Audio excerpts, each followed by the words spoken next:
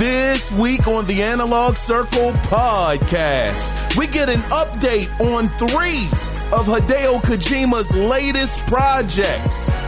It looks like Square Enix is finished with exclusivity deals. Oh, these guys seem like they need a little bit more money, as it were. PlayStation, they are not giving up on gas games despite the debacle of their latest game, Concord. They said they are still in the fight. And Microsoft is putting their Xbox app on a new set of TVs outside of Samsung. But all of these stories can be found here and more in episode 238 of the Analog Circle podcast. I am your host, Keon Mitchell, and welcome to the show. Welcome. Oh, by the way, we also have some Grand Theft Auto 6 alleged news coming up in just a couple of minutes.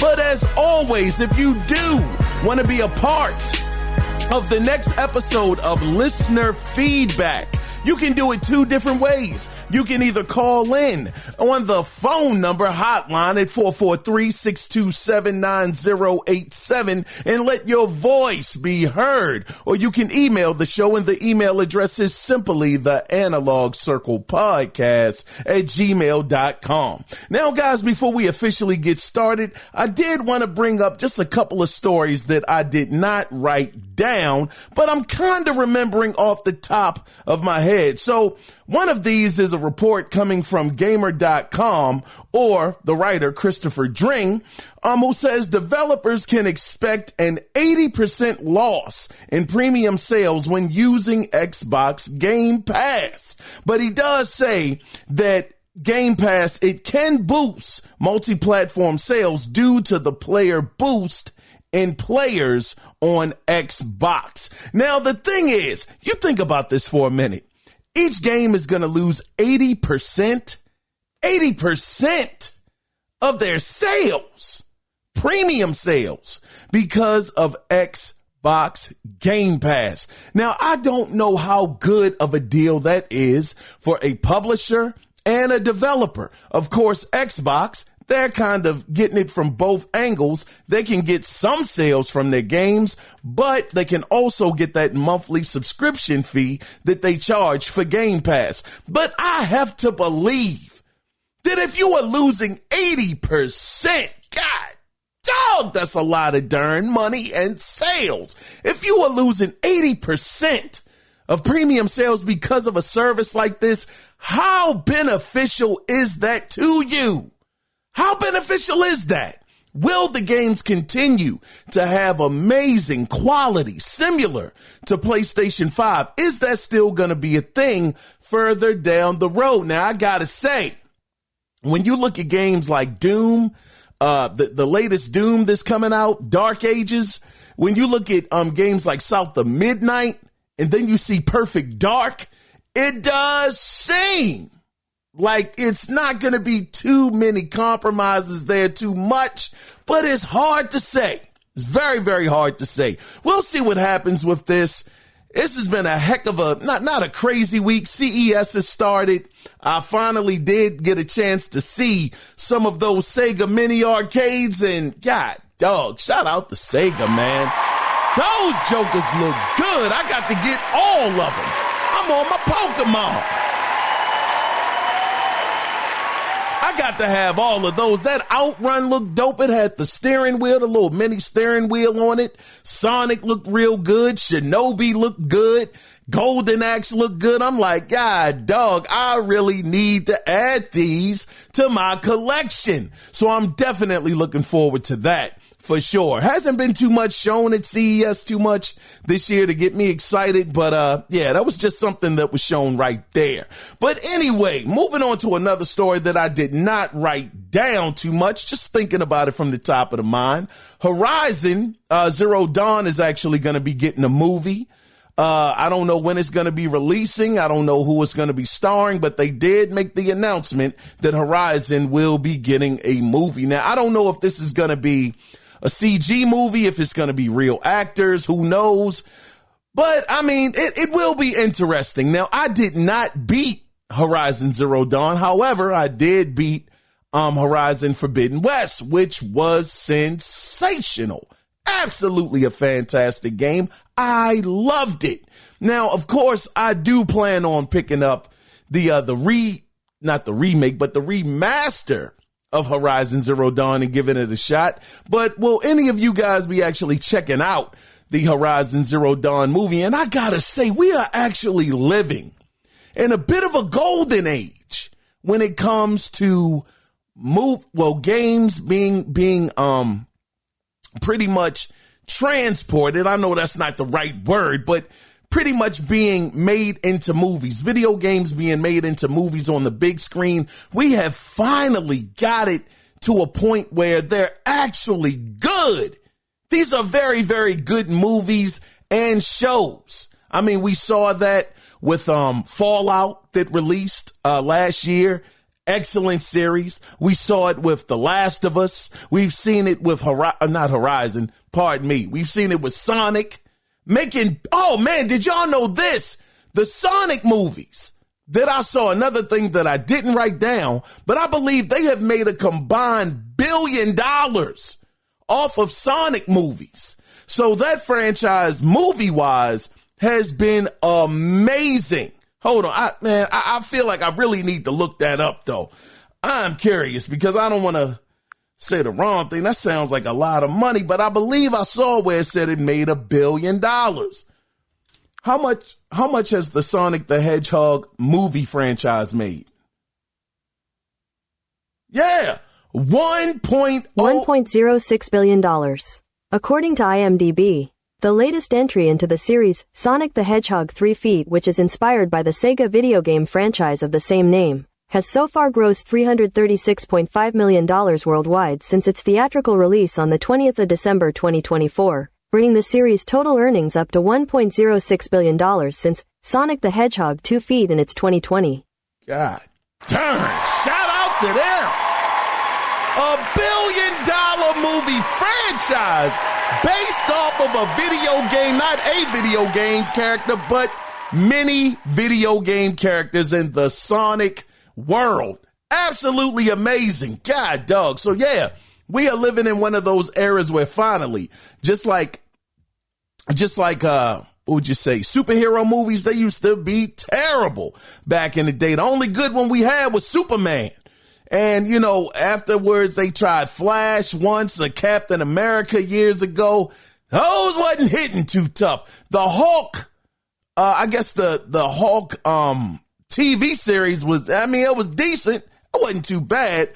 But just being on the big screen, we see that those movies, they have been some of the best selling, maybe not as of late. You know, they've kind of taken a bit of a back seat, Marvel in general, superhero movies in general, but we know that they did have their time in the sun, and it looks like that's exactly what's happening when it comes to the video game adaptations that are happening today. But the other thing that I did want to mention, right here was, you know what? I'm going to save that one. I'm going to save that. That's going to be it for this one, though. You know, the unwritten stories of the week, stuff that I didn't write down. But anyway, I have wasted enough of you guys' time with that. So let's go ahead and let's get into the meat and potatoes, and let's get into what we all come here for. And that is the gaming news that went down. So let's get things started with a story that I got from Games Radar.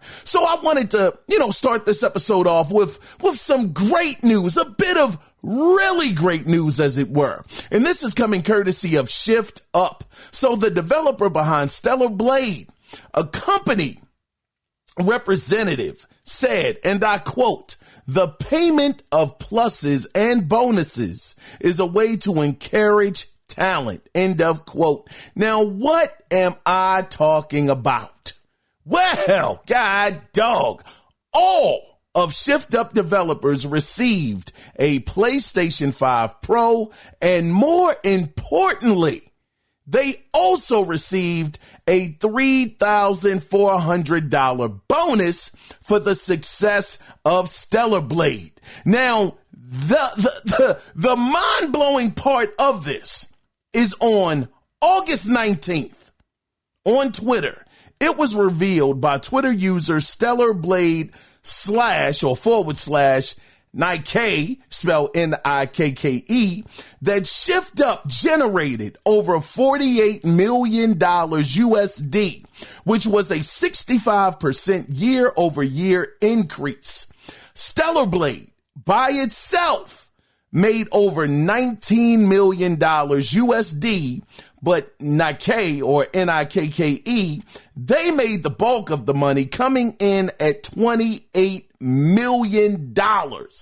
Now, to put things in context, Shift Up has around 300 employees. So at $3,400 per employee per person, not including the price of a PlayStation 5 Pro, they gave their employees a combined dollar amount of over $1 million. Golly. $1 million plus dollars. You know, this is absolutely amazing, because you see that the industry, it is in a bad place. I believe Splash Damage just announced today that their Transformers game is going to have to be put on ice. It's going to have to be pretty much dismantled because more people are losing their jobs over there, unfortunately.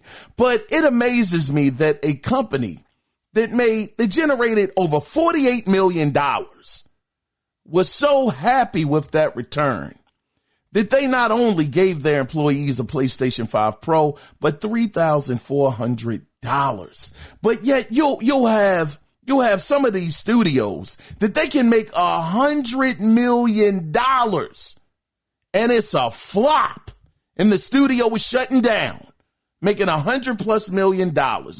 Now, to be fair, because there is always different sides, to each coin, the budget for the game was said to be no more than around $50 million to develop. So even though that number isn't concrete, it also hasn't released on PC. So it should sell even better, or it should sell just as well over on PC. So the game costs $50 million. We've already learned over the past that doesn't include necessarily how much the budget is for them to actually do any advertisement for the game. But I will say, I don't know if the game really had that much of an advertisement pool going. I don't remember being on YouTube.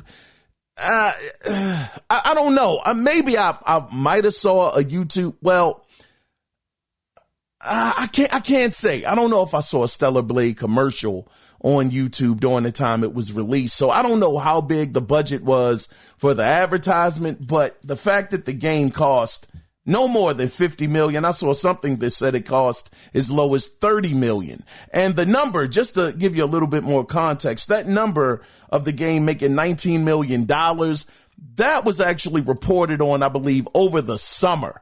So I'm sure that the game has made quite a bit more. Matter of fact, I have the game. Shout out to the wife. She actually bought that for me. So they got a sale from us, for the game. So I'm sure that it's made a lot more than that since then. I can't wait to get into that game either. The game's demo was incredible. It was awesome. So just the fact that these guys were happy with the money they made, so much so that they gave their developers $3,400 as a bonus. I think they called it a New Year's bonus or something like that. I can't quite remember exactly what it was, but nonetheless, they gave them the money and a PlayStation 5 for a good job.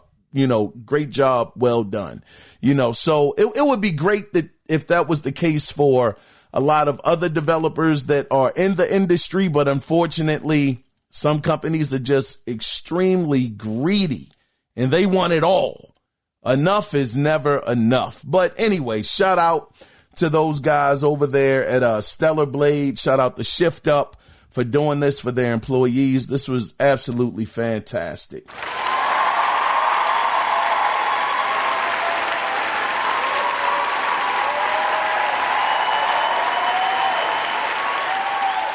So let's go ahead, guys, and let's move on into the next story that I actually got from Nintendo News. So this year, Bayonetta will be celebrating its 15th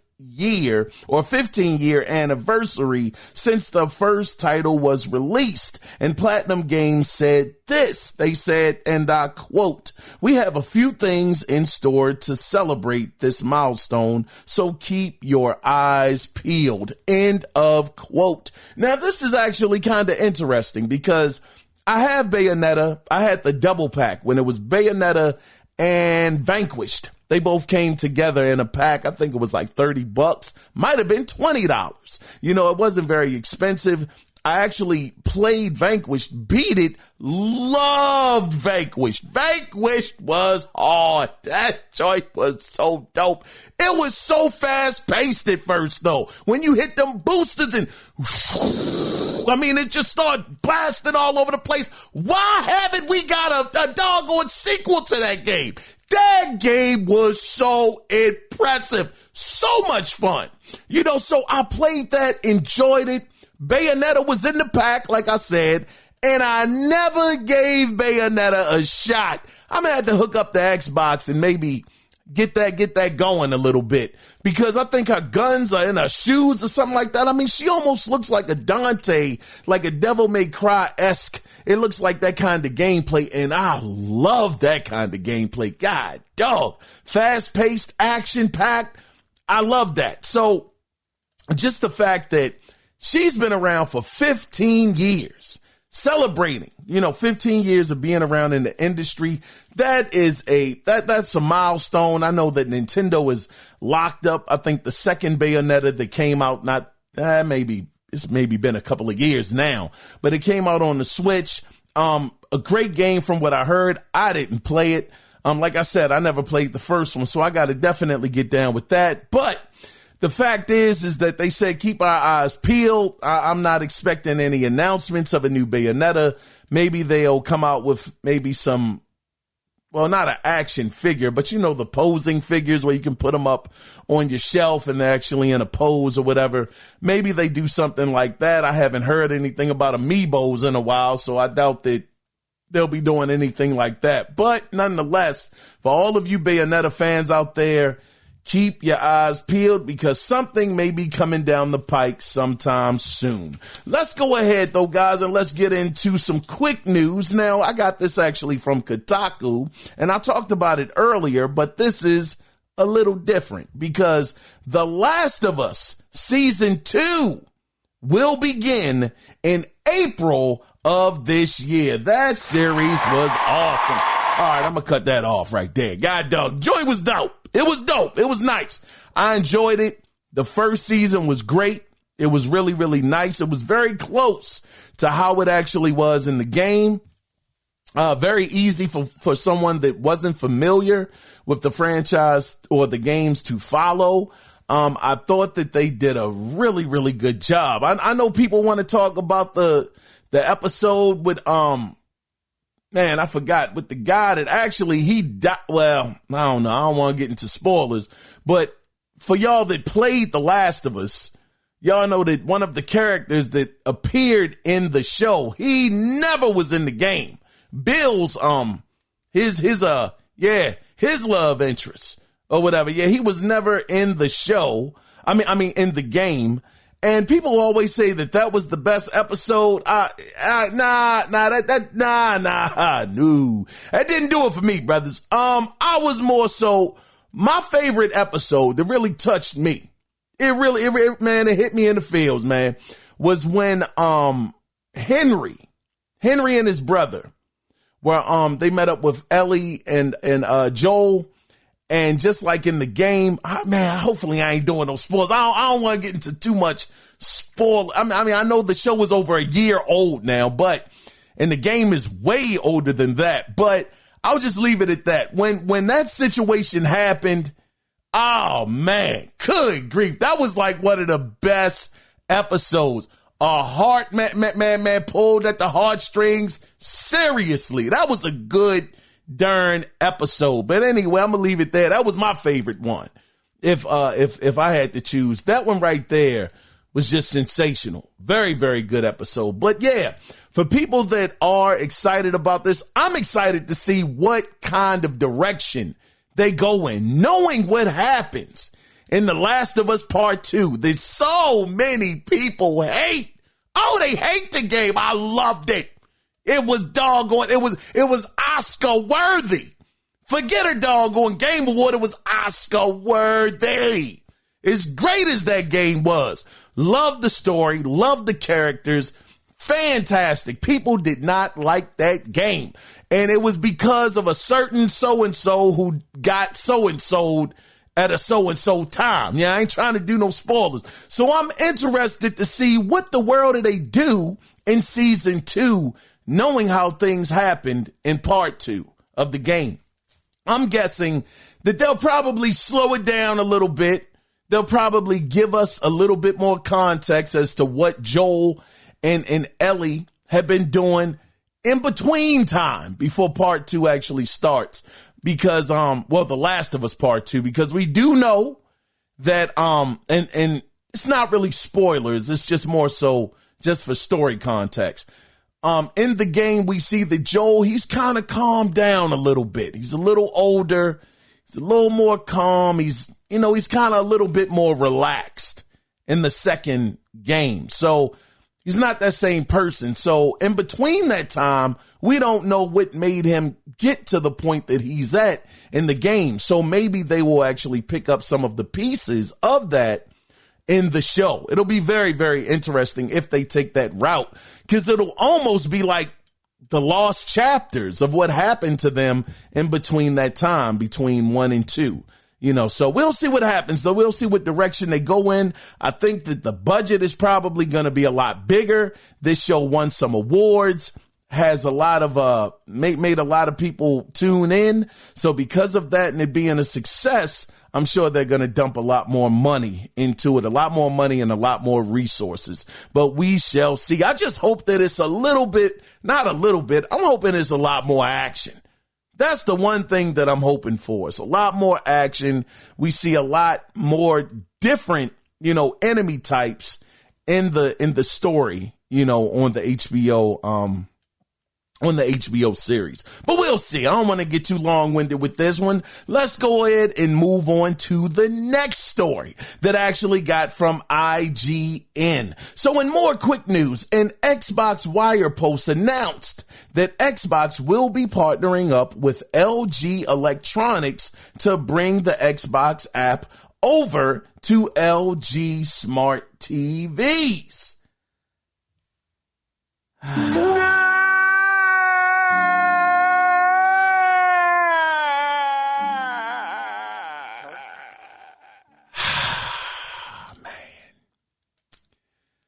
I don't know, Xbox.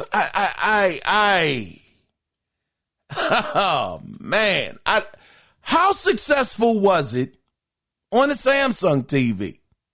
How successful was it? Were people breaking down Samsung store doors, or breaking down Best Buy, or I don't know, Target, Walmart to get a Samsung TV for Xbox app? I don't know what's going on with these guys.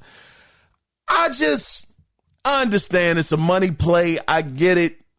Oh man, y'all wait. I know y'all see the title of the show, and I know we're gonna go over it later, but man, I just don't know. Xbox is so, I'm not going to say that they're so over the place, because this is on brand. They did it for Samsung. They're finding another manufacturer, another TV manufacturer, to actually put the app on their TV as well. It only makes sense. But I'm just trying to figure out who is the audience. I really want someone to tell me. And I know Mike J, shout out to you, brother. Shout out to Mike J. That's my guy. I know he told me that he's tried it. I should try it. It may shock me. I know, Mike J. I got to get that controller, brother, in order for it to work with the TV. So I hear you, my good brother. But I am curious to know Who out there is actually gaming off of the Xbox app?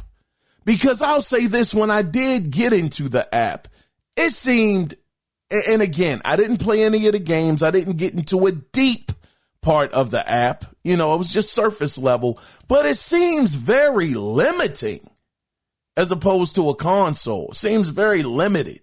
So I'm just curious to know, are any of y'all out there gaming on a Samsung TV right now to play Xbox games? And how is the experience? I know this has been out for a while now. I know that, they've probably got some of the kinks and some of the bumps out of it thus far to possibly make it a better situation than before. But I just don't know how many people are going to be feeling this. Actually getting an LG TV and playing Xbox on it. Granted, it is an option. Nothing wrong with options. I get that. Nothing at all. But is it going to help your brand? How much is it going to help your brand? How much is it going to help a brand that is giving their games, well, not giving them because they are getting money from it, but are allowing their exclusive games to go directly to the competition? How much is that helping your brand? And then, oh man, that's the thing. If your games are going, anyway, we'll save that. We'll save that till later on in the show. But again, the point of this story is just pointing out that Xbox is putting their Xbox app on LG smart TVs. Now, when that's going to happen, I didn't get a date. I don't know when. Maybe it'll be by the end of this year, but it is in the works and it is going to happen. Let's go ahead though, guys, and let's get into the next story. Oh, yes. Oh, yes. This is one of those highlighted stories of the week, I might say. So I actually got this story from The Gamer. Now, let's talk about the Xbox version, of Black Myth Wukong. So according to Black Myth Wukong director, his name is Feng Ji, spelled F-E-N-G-J-I. I know I got that brother's name right, Feng Ji. He has confirmed that the Xbox Series S's memory is why the game hasn't been released on the Xbox platform yet. Now, he said, and I quote, 10G shared memory, end of quote, which is used by the Series S, made releasing the game impossible, quote, without a few years of optimization experience, end of quote. So, I mean, God dog, so right there, boom, right there in the flesh, God dog it. He is saying that, look, this 10G shared memory is a problem. Without a few years of optimization experience, this thing is going to be impossible. We're not going to be able to do it. And that has been the situation with the Series S since it released. And I will say, I gotta shout out again, Cody Clark, for this, because Cody Clark did say a couple of months ago, he said that the Series S, they could put these games on there, but they just don't have the experience. It'll just take a lot more time for them to actually be able to do it, but these developers can do it. It's capable. And him saying this, again, without a few years, it said the game is releasing the game's impossible, quote, without a few years of optimization experience.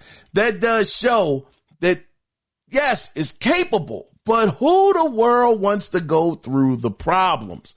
Who wants to go through the bumps and the bruises of having to get it done? That seems to be the problem. Crimson Phoenix might even said the same thing too, a couple of months back as well, about the Series X, about them really being able to do it, but them not having the patience or desire to really do it. So this kind of confirms that. Now, I mean, like I was going to say before, we've seen this before with games like Baldur's Gate 3. and have heard multiple times from multiple developers that say the console is hard to develop for. So again, just from this perspective, this does prove, and I have to say, it proves that the Series S was a big, big mistake. And I understand, again, it is capable. But if you have something, you know what this is? This is the equivalent to the cell processor inside of the PlayStation 3. Yeah, these developers, they could work with the cell processor, but it was a nightmare.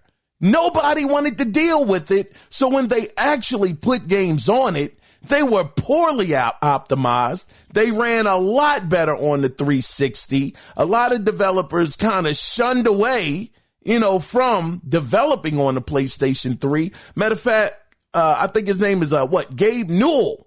It took him a while. The guy over at Steam, he did not want to develop for a PlayStation 3 console at first. Gabe was like, nah, he wasn't doing it. Of course, things change, people change, and it was no longer that way after a while. But the fact of the matter is, this is that same kind of situation with the Series S. The Series S, to a certain degree, is a modern day PlayStation 3 with that cell chip, that cell processor. It's terrible. I'm doing a little too much saying it's terrible. I'll just say it's difficult to develop for, and developers are not trying to do it. So with that being the case, and us knowing that with Xbox, they have this clause where the game, if it's going to be on the Xbox Series X, it has to be on the Xbox Series S. It's a parity clause. Both games, if it's going to be on one console, it has to be on the other. With that being the case, and these guys that are developing Black Myth Wukong, what are they, Game Science? I believe that's their name, Game Science. With that being the case, I don't think we're going to see this on the Series X. I don't think so. Like the guy said, even if it does happen, it's going to take a few years of optimization experience. So if you're talking about this game coming out in 2 or 3 years on the Series, just the Series consoles, who's going to be interested by then? Who's going to be interested at that point in time? By that time, we'll be looking for Black Myth Wukong 2 to be released. So it just doesn't seem like it's going to happen. Doesn't seem like this is going to be coming over to the Xbox brand. And again, it just proves that the Series S, even though in theory it seemed like a good idea, I never thought it was a good idea. I never, ever thought it was a good idea. Never did, never have, and never will. But in theory, I guess I could see you got a low tier console for $300. Then you got the console for $500. Nobody really accounted for this being a problem, I'm sure, while they were working on the S. So again, here's another game that's going to be skipping Xbox, even if it's not permanently, but possibly for a couple of years until it actually comes out on that console because of the Series S and the memory of this thing. This, this also proves that, and I understand, listen, corporations, they say things all the time that are not true. They use different speak or different language to actually try to describe something to make it not seem as bad as it is, or that it's something that it's really not. I understand that. So I'm not saying that I trust these corporations, but with this situation, for people that want to say that PlayStation locked up the exclusive rights to the game and, Xbox can't get access to it and all of this stuff that Fang G is saying is bogus and just PR speak, I'll just simply say that could be the case. But we've seen over the years that this has been a reoccurring problem, not just with Game Science, but with multiple developers saying that this thing is hard to develop for. That's all I'm saying. I'm just saying that I don't know if Sony actually did a deal this time. I don't know. I mean, only time will tell. But anyway, the short of the matter is don't expect this to come to the Xbox brand for some time.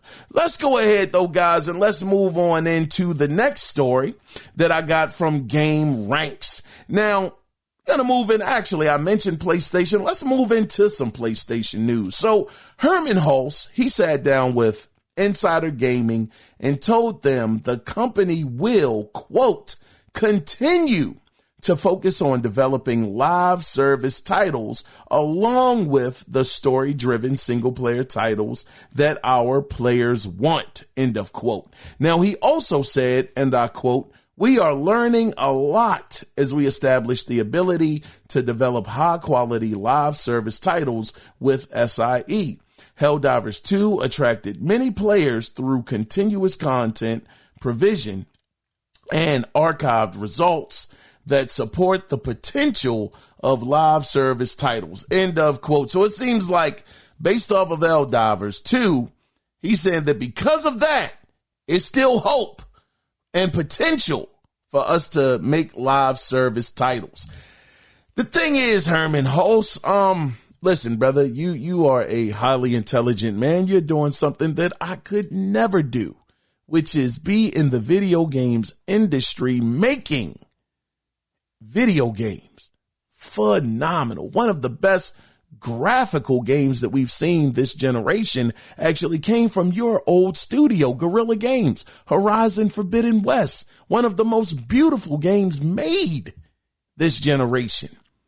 But I will say, with that being said, Mr. Hulst, if it doesn't seem like, and I understand that this doesn't speak for the whole PlayStation demographic, I get that. I mean, he did say something in there that was very positive, where he did say that they are going to continue to make those single player experiences that players love. You know, those story driven single player titles that people like myself absolutely enjoy. That's all I want to play. I'm not into multiplayer, not into gas games or anything like that. So that's where I lay my gaming hat, is on that. But with that being said, it seems like, and I understand you can't give up on something if it fails a couple of times. But if you go back and you think about the games that they have gambled on so far, Foam Stars is one that didn't turn out great.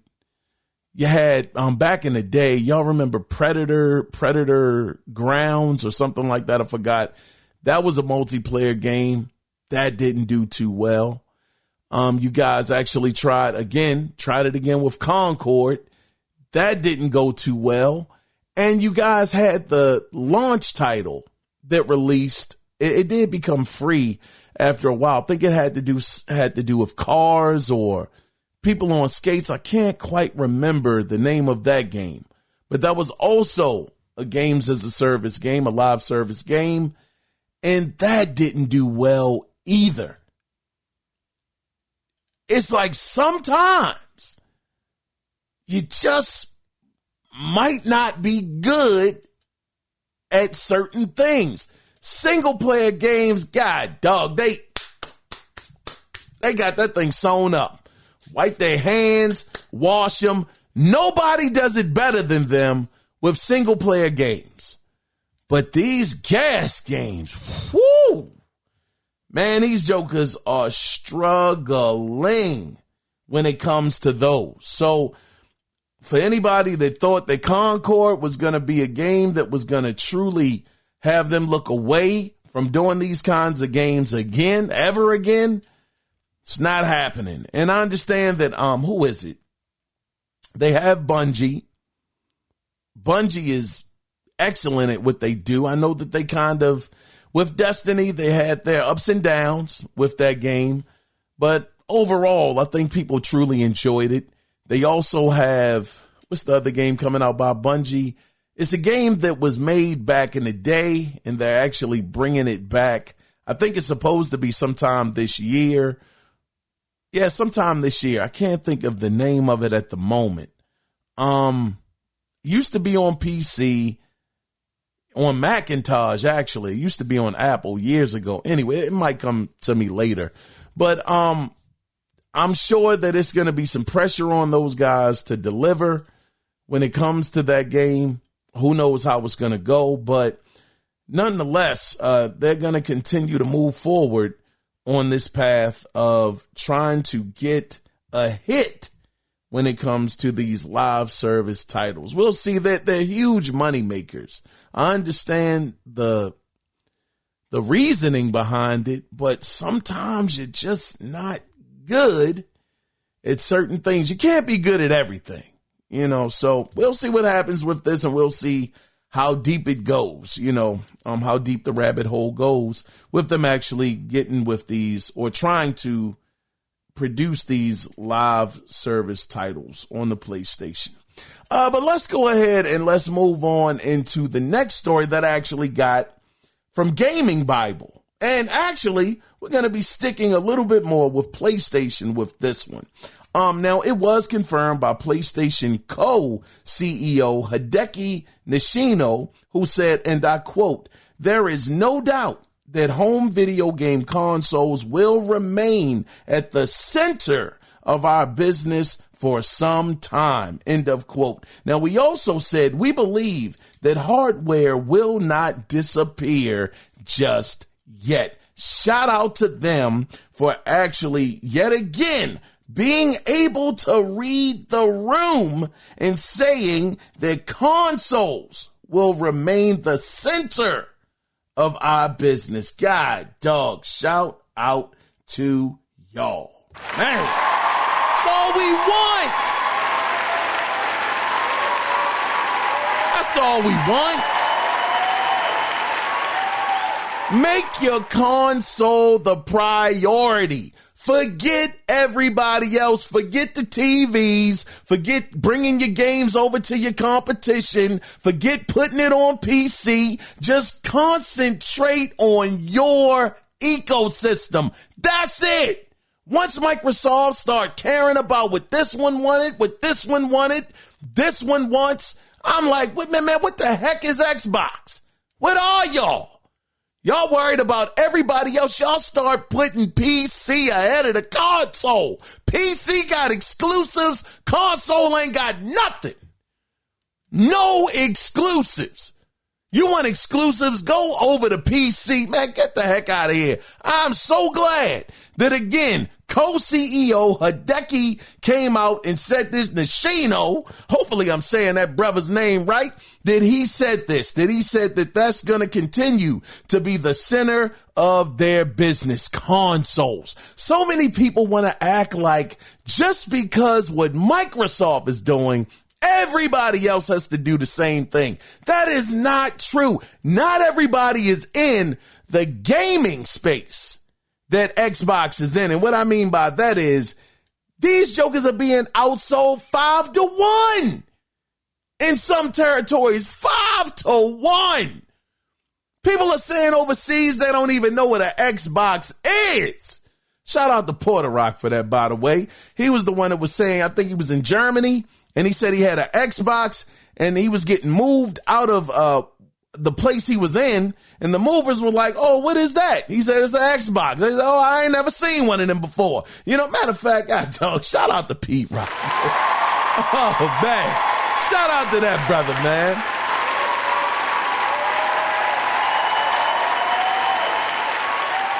Porter Rock is just dope, man. I really enjoy his podcast. Shout out to the OG, Triple OG Z, and the Broadband Bullies as well, man. I just really, really enjoy their content. If you want another gaming podcast where, trust me, you're going to get a lot of laughs and you're going to get a lot of knowledge as well. You're going to get some great conversations.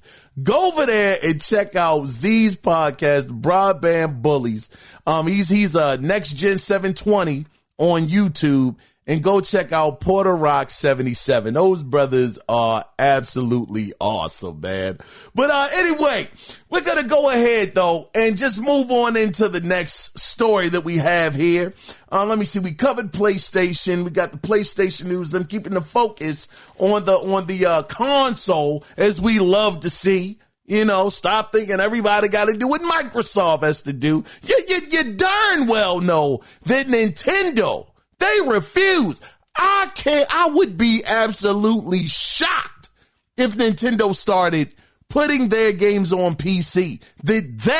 I understand some of y'all say I can play Nintendo Switch games right now on my PC. I hear that, but I'm saying let Nintendo officially release it on PC. I don't know when that's going to happen. Nintendo, they definitely have a bit of a stranglehold when it comes to their customer fan base where they can sell 30 million copies of a game. I'm like, wow, what kind of voodoo do you guys have where y'all can sell that many copies in PlayStation? These jokers is topping out. I mean, don't get me wrong. Spider-Man, maybe 18 million, 20 million, a lot, but it just seems like Nintendo does it constantly. I don't know how the heck they do this. And I gotta shout out Mike J for this. I did not know that Zelda, Breath of the Wild, I was up there talking to Mike J, and I was like, man, Zelda Breath of the Wild probably cost $30 million, man, to make. As cheap as them graphics look. Mike J said, nah, Keon, I think they put some money into that game. I was like, hey, no way, brother, no way. Man, that brother read the budget off to me. That joker cost $100+ million. I said, what? Are you kidding me? $100-something million to make Zelda, not Breath of the Wild, but the second one that came out. I said, ain't no doggone way that game cost that much. 100 mil. I said, well, you know, man, let me shut my mouth. Darn, these jokers really putting up money. They putting bread up for these games. So that was just crazy to me. But anyway, let's go ahead, though, guys, and let's get into the next story that I actually got from PSU. And, buddy, this one is an interesting one because the director of Final Fantasy VII Rebirth had some very interesting and, for some, long overdue conversations when he sat down and to talk to IGN Brazil. I had to get myself together. I was all jumbled up there. But he sat down and he talked to IGN Brazil and revealed, and I quote, this is what he said. He said, quote, while we are confident and happy that we are reaching a certain level of sales, it is clear that with the modernity of games, we cannot be exclusive to a single platform. I think we need to offer the game to as many players as possible. What did he say? Can you believe it? This man has sat up there with IGN Brazil, said that they're happy, you know, with the levels of sales. But it's clear that with the modernity of games, we cannot be exclusive to a single platform. God, dog. These jokers, I'm going to tell you, Xbox fans right now, y'all might have some hope. Yeah, y'all might have some hope, man. It might be a couple of Final Fantasies that might be coming your way. This joker said, PlayStation, you ain't cutting it. PC, I don't even know if is Rebirth on PC yet. Probably, I don't know. I don't keep up with PC too much. But, yeah, they're probably like, man, yeah, that's cool, but that bag is just not enough. PlayStation, you ain't enough, brother. We need more. So these Final Fantasy games and Square Enix games in general just may be hitting the Xbox platform in the near future. We had that story, this was a couple of months ago at this point, where one of the guys that was working over there on Final Fantasy VII remake or rebirth said that, I mean, it's a possibility that it could happen. I mean, we would like for it to happen, but we don't know. We don't know for sure. It might not. I don't know. Don't hold your breath. We'll see what happens in the future. I mean, that was the kind of time they were on just a couple of months ago. Now, all of a sudden, man, we can't be exclusive to a single platform. That ain't working for us right now. No, not at all. So again, this thing is very, very interesting. We know that PlayStation, they have had a situation since their beginning where exclusives, even if they're timed exclusives, they will go out there, make these deals with these third parties, have their games be exclusive on their platform for a certain amount of time, or if not forever, in certain cases. That seems to be slowly going away, which is interesting. Now, granted, for the smaller developers like Stellar Blade, you know, these newer guys that are coming out, I'm not going to say Black Myth Wukong because it wasn't a exclusive that PlayStation paid for. Wasn't their fault that the S and its 10G memory couldn't handle it. But I would say studios on that size or on that caliber, maybe they can still cut those kind of deals. But for these bigger third-party developers, we're talking about the EAs, Ubisofts, the Square Enixes for that matter. I don't know. Capcoms. I don't know if those deals are going to be flying as much in the future, but I just found it very interesting. They have had a long-standing relationship with PlayStation. I'm talking about since the original Final Fantasy VII that released on the PlayStation that came out back in 95 in the States. That's how far back their relationship goes. Final Fantasy VII, that came out in 97? So you're talking about 7, 17, 27, talking about like a 28-year partnership with each other. And they are finally getting to the point where they're like, this might not be sustainable. Don't think we're going to be able to do this anymore. So this will be interesting in the upcoming months. We know that Phil Spencer, he's already been on stage with the Square Enix, I believe the CEO or the head guy over there. They've made some headway with each other. Good grief, the floodgates just may open up with these Final Fantasy games finally coming over to the Xbox brand, but we shall see in the near future. Let's go ahead though, guys, and let's get into the next story that I got from Game Rant. Now, Hideo Kojima, man, he's a legend. I have not been on board with his latest projects, but the man is an absolute gaming legend nonetheless. I respect him. I truly, truly do. But man, that Death Stranding, no Kojima. Oh, man, that just wasn't it for me, brother. But anyway, we're going to move forward, though. So Kojima has given a small piece of insight when it comes to a few of his upcoming projects. Now, first is Physint. Now, I ain't never even heard of this game. It's called Physint,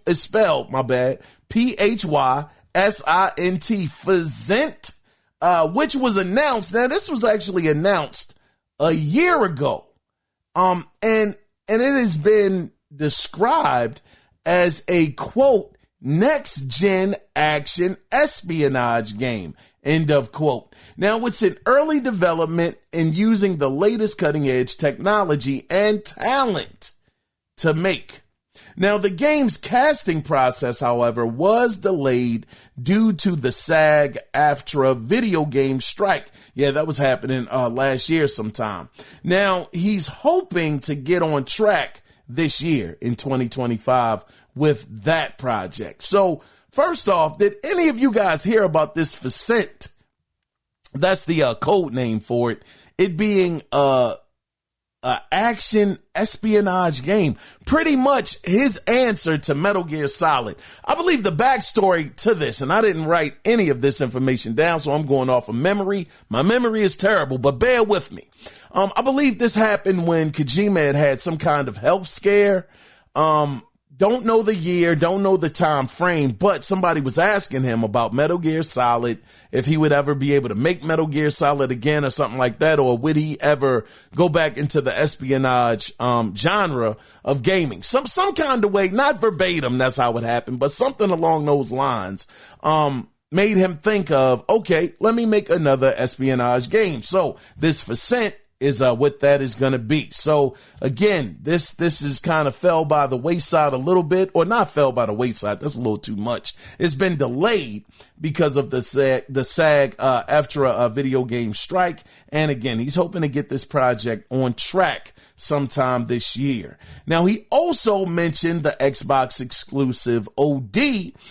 He said that was affected for the same reason.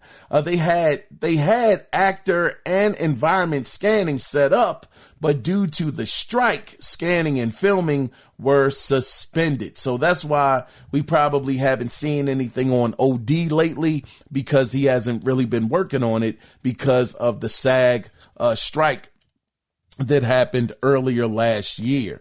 So now that I believe that's over, I'm sure that he's going to also get this back on track. Like you said, the scanning and filming were a go. They were ready, but everything was suspended because of that. So hopefully we'll see something from OD maybe sometime this year. But I would hold my breath, because this is way further along than Phasent. That's a game that's in early development. OD, he's been working on this at least for a little bit of time, so maybe we'll see something on that a little bit later. Now, it does, however, look like Death Stranding 2, out of all of these projects, will still make it out this year. So that seems to still be on track. Doesn't seem like Death Stranding 2 was too affected by anything that the other two projects had come under fire. Well, not necessarily fire for, but they just had to be delayed because of circumstances. Doesn't seem like that is going to be the fate of Death Stranding 2. Seems to still be on track for releasing later on this year. I will say, though, that Phasent, though, that thing really gets me interested in what the world would he do in that genre, having his own character, especially with the technology of today. Golly, I mean, that's one thing. I mean, I talk mess about Death Stranding. Oh man, I talk all kind of stuff about that game. But one thing is for sure that Kojima has with that game that's outstanding, and it is the presentation. The graphics in that game, God, dog, top notch.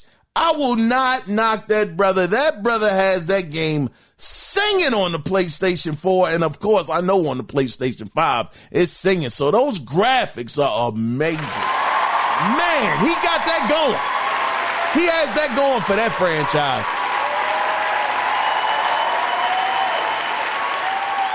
It's that, even the storytelling is interesting. The voice acting is great. But God, dog, when it comes down to the heart and soul of the game, which is the gameplay, hell, it's just not good, man. I just don't like it. I don't. And I will say, for a person that doesn't like Death Stranding 1, I must be a fool, because I'm excited to see what the world he's going to do with Death Stranding 2. I'm thinking in my mind, hopefully it's just a little bit more action. I'm hoping it's more shooting. I'm hoping it's more fighting. I mean, can somebody tell me who has played Death Stranding? It gets better in the end. That you start being able to take out people with shotguns, pistols, and all kind of abilities. Could somebody tell me that? Because if it is the same way it is from the beginning of the game to the end of the game, oh my gosh. That's torture. That is gaming torture. But somebody let me know something. If it gets better later, let me know. Anyway, let's go ahead and get into the next story. Oh man, hold on. You know what? Almost forgot. I got a story now. I didn't write this one down, but I did find a story. Hold on. Let me see if I can find it. God dog. I don't have it. Darn. All right, it was this. No, I'm going to find it. Hold on. I will find it. Because I wanted to. Here we go. This is it. News. Tweaktown. All right, now this story is about Grand Theft Auto 6, and shout out to Tweaktown for being the place that I actually got it from. So since I didn't write it down, if you guys could bear with me as I read the article directly, but this, and again, I have to say that don't take this as fact, but this is all rumors. Rumor has it is something that only I know. So this is what the article says. It says Grand Theft Auto 6, and it's a bit lengthy, so bear with me. But it says Grand Theft Auto 6 reportedly has maintenance and cleaning crews. Hold on. No, I jumped the gun.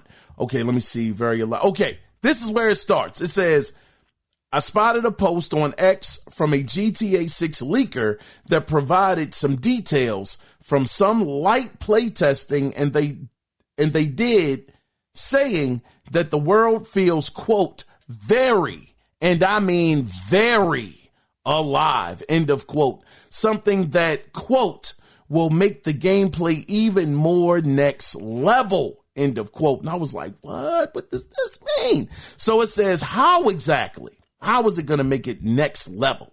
It says the leaker says that everything, and it puts in parentheses 90% or so, has a physical place in the game, meaning that debris, litter, and more will react to both you, the player, and the world of GTA 6 around you. Now, this is where it gets interesting. It says Grand Theft Auto 6 reportedly has maintenance and cleaning crews that you'll be interacting with in game world, and what you, the player, does in that world.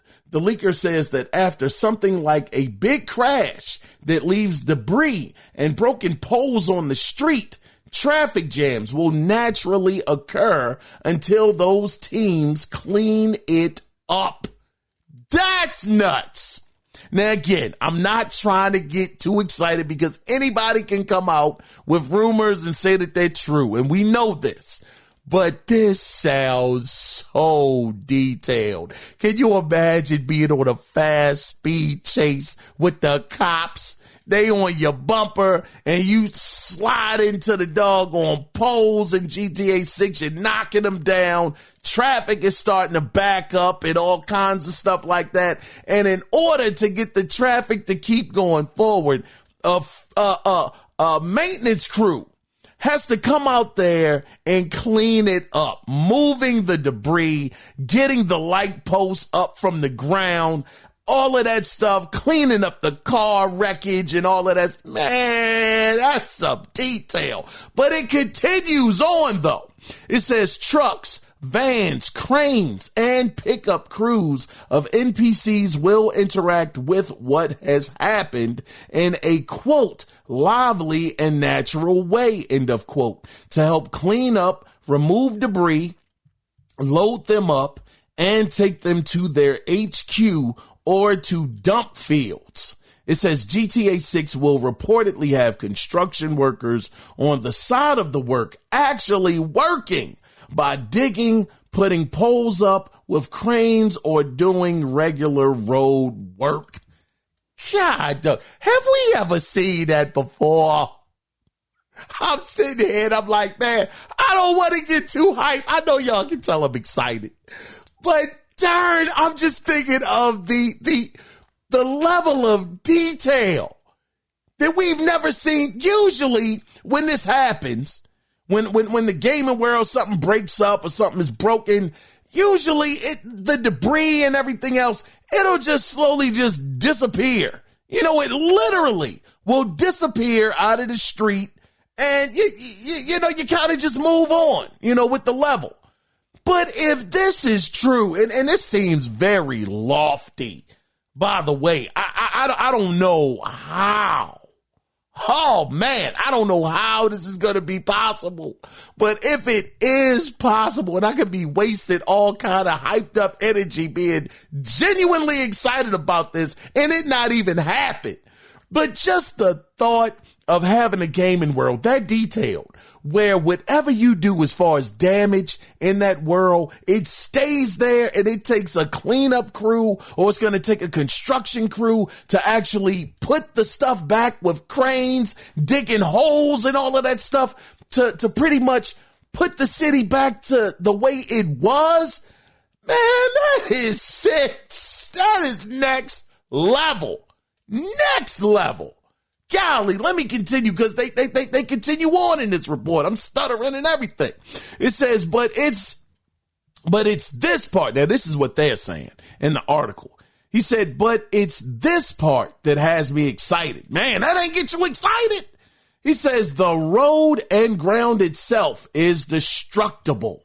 The leaker says, quote, up to a certain point, where rockets can be fired and will leave potholes with real physics in the ground, with debris being caught up into them. For example, a bottle that rolls into a pothole was shown in GTA 6's first trailer. God darn, what? I missed that. Let me continue. It says the leaker notes that we should pay attention to when the night party scene occurs, where the guy jumps and breaks the table. The water spilled will remain there after a big storm. That is until the sun rises and evaporates it, or it'll dry over time. God dog, man.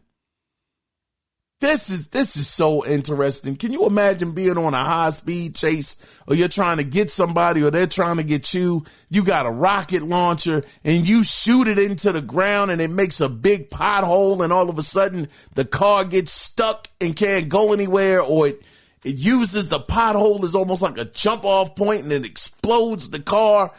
This is absolutely crazy. Now, again, he did say it's destructible. The ground itself is destructible to a certain point. So I know it doesn't mean it's going to completely break up the whole road. But if you can do something like that, we have never seen that. I don't know if I've ever seen that in a game where you can actually shoot at the road and make the road become damaged and make it so it affects the enemies that are chasing behind you or chasing you.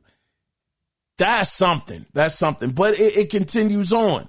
It says, let me see what else. Yeah, and the water actually spilling and slowly drying over time from the sun, or just, naturally drying or evaporating. That's just crazy detail. Now it says NPCs and witnesses on the ground will record what you're doing and alert the cops, especially if there's a shooting or a dead body on the ground, or even a big crash.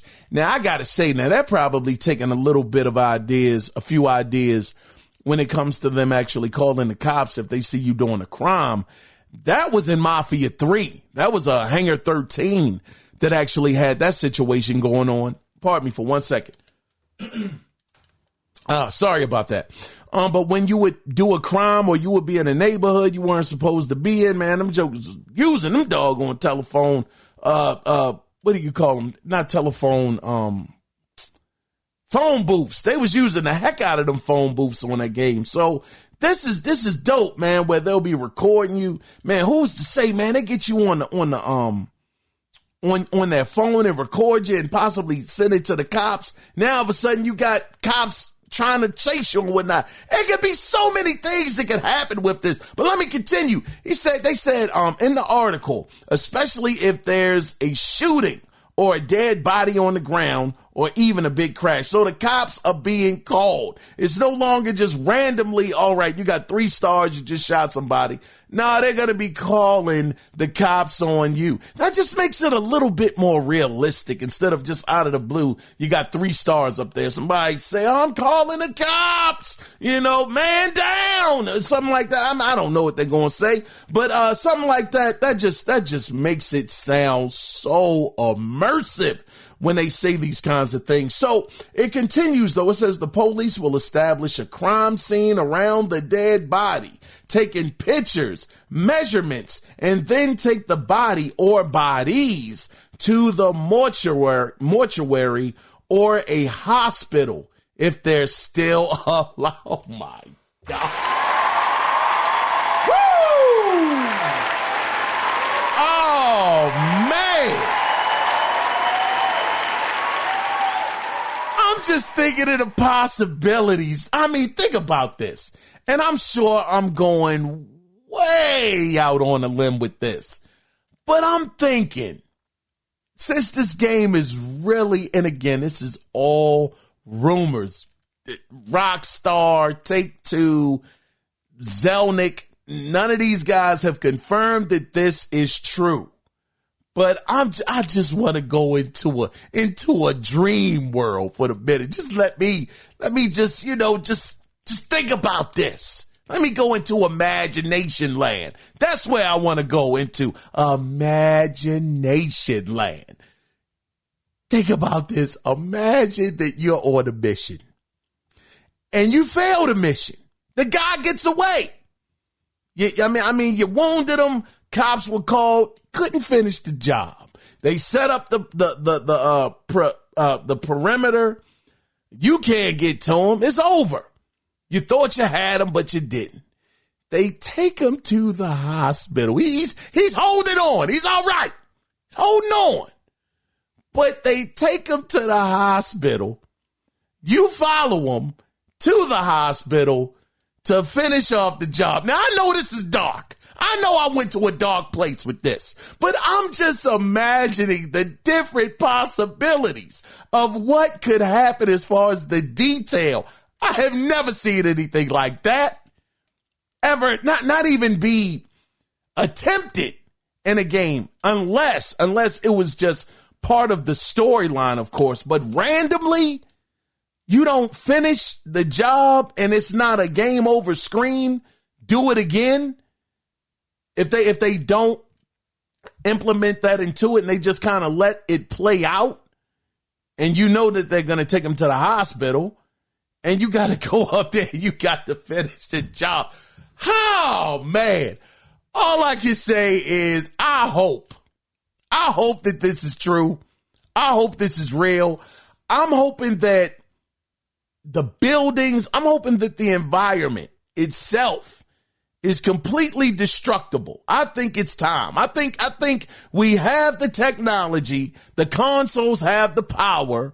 I think that everything in the gaming world should be physics based. I understand that's a way, way larger task to do, than I would ever even remotely be capable of doing. But I just think that, man, if it's possible, do it. Do it. Imagine just being able to blow up buildings and stuff just randomly. I mean, golly, that's why Red Factions was so amazing. Red Factions was so ahead of the curve. I said it before. I got to say it again. I thought more people would have took that route. It was just so dope to see things like that happening, a destructive environment. Hopefully Grand Theft Auto 6 does that again. This is all rumors, it's speculation. Is coming from a alleged leaker who played some of the game. Let's just have to wait and see, though, man. But definitely go back. I'm going to go back and check that trailer out to see when the guy falls through the table. And I'm going to look at that nightclub scene to see what happens with that as well. That was two of the things that the article pointed out. But anyway, guys, let's go ahead, though. Let's go ahead and move into the final story for this week. And I actually got this one from WCCF Tech. So this is actually quick news. Resident Evil 4 Remake has sold 9 million units since it released in March of 2023, where 3 million copies alone were sold just a mere 2 days after the launch. Congratulations, Capcom.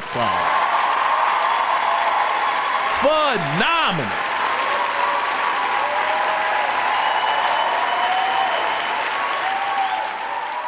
Goodness gracious. Well, guys, that is the end of the gaming news this week, which takes us into our final section of the podcast. And like I said earlier, I know you saw the title. And thank you guys for being here, by the way. But let's get into it officially.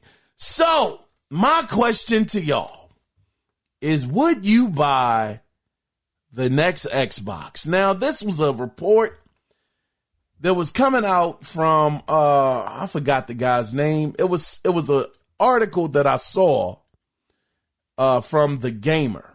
Now, they said that it was this Xbox Prime console that was going to be coming out. Jez Corden, whether you believe that brother or not, he said that the Xbox Prime thing isn't happening, but he did say that a Xbox console could release in 2026. 2026. Next year. That's where I'm trying to tackle this conversation from that angle. If there's an Xbox coming out in 2026, are you going to buy it?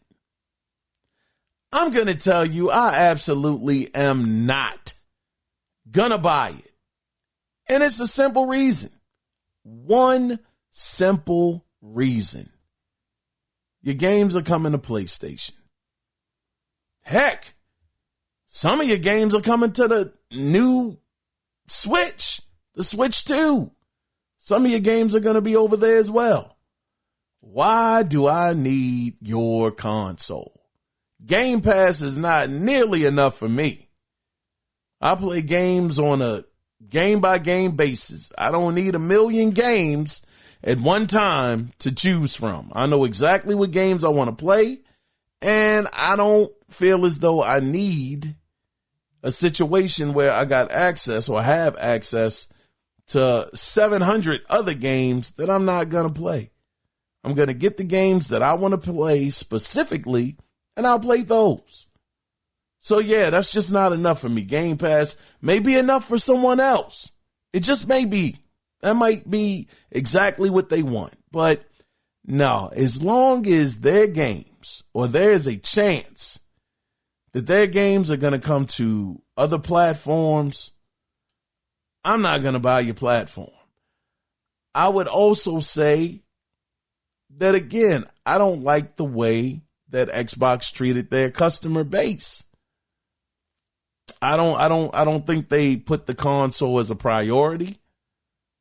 I think the console is always on the back burner to everybody else, and they don't treat their customers right as far as I'm concerned. So because of that, I can't give you my money. I just can't do it.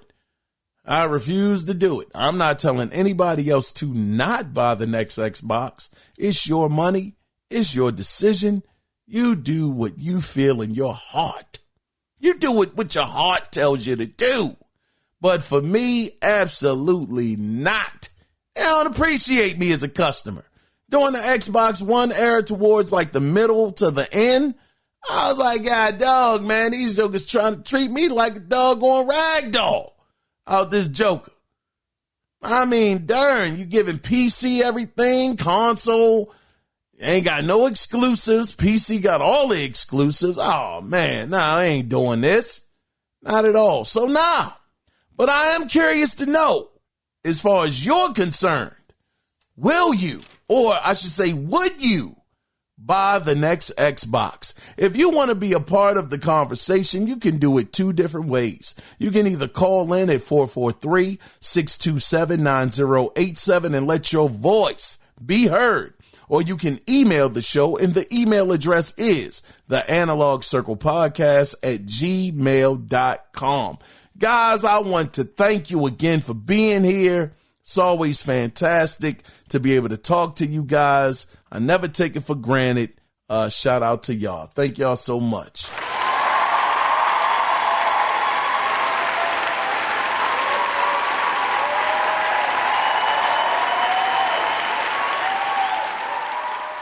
Now, Now, with that being said, before we tie this thing up and put a bow on it, always remember one thing.